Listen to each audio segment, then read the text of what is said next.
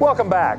We're focusing on animal nutrition and the work of Purina in helping producers grow and care for their cattle in the most efficient ways possible. And Kelly, before break, you had mentioned the concept of precise nutrition. What does that mean to a rancher?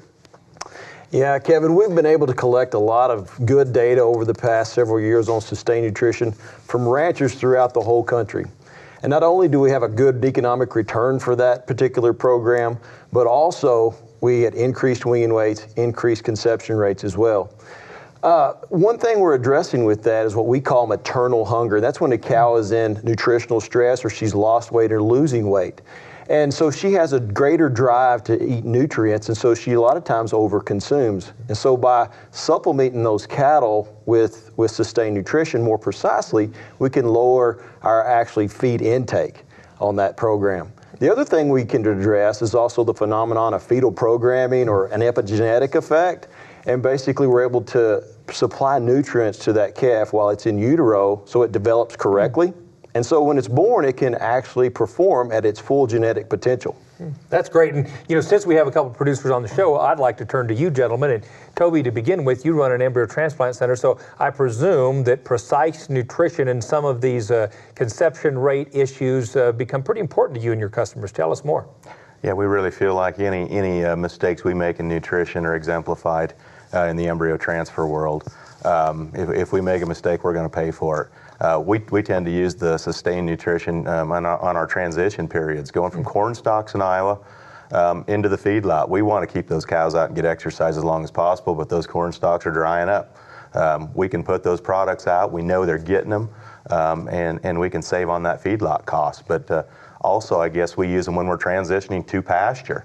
And it's interesting, when we go to that washy grass in Iowa, those cattle will go after those blocks like crazy. They need it. 2 weeks later, 3 weeks later, that grass hardens up and they quit going to them near as much. I mean, so they really regulate the intake they need. It's very interesting. That is interesting. And Ty, your conditions in Childress, I know, are a lot different than Western Iowa.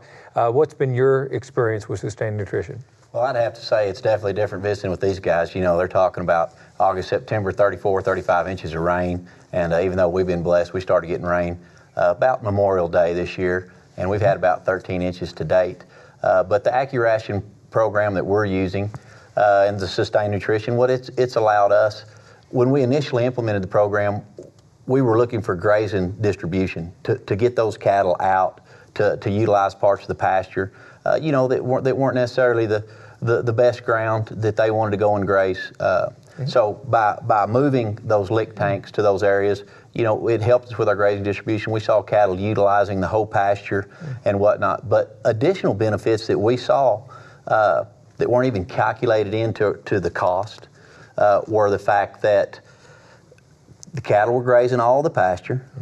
We had cattle that were maybe timid coming to the feed line in the traditional Cuban method like we use out in the West Texas pastures. I mean, we may have a pasture that's anywhere between 2,000 and 12,000 acres, which, so the pasture sizes are different. So what we had is those cattle that were timid coming to the feed line, they can go and access feed at any time.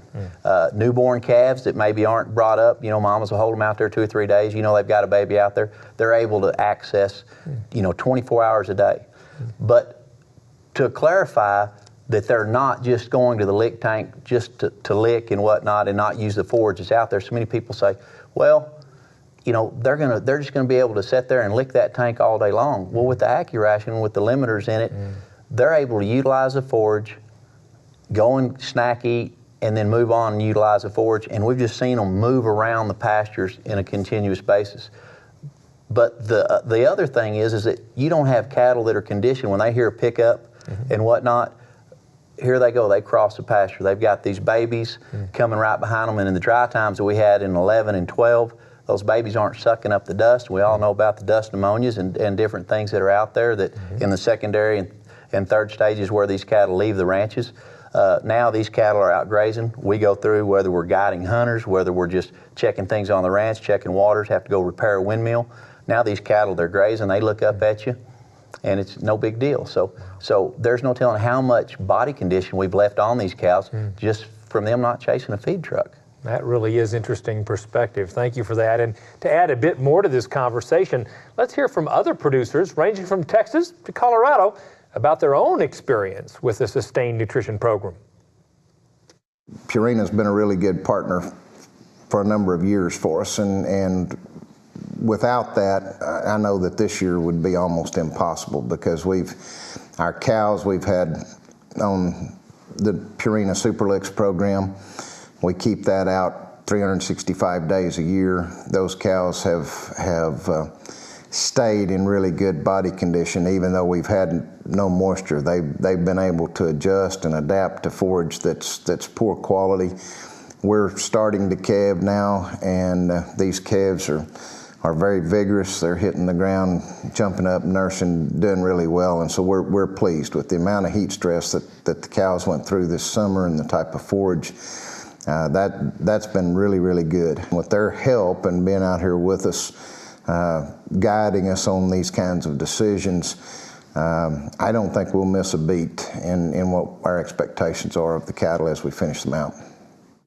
One of the things we do when we wean the calves and then preg check the cows, we take a body score right then, and then monitor that through the winter and springtime.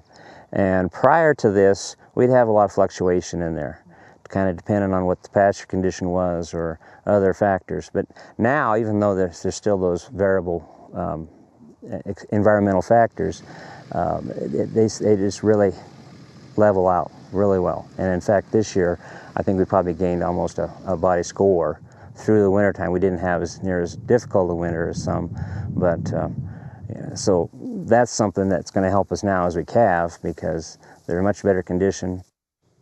And we'll have more on the value of sustained nutrition for your herd right after this.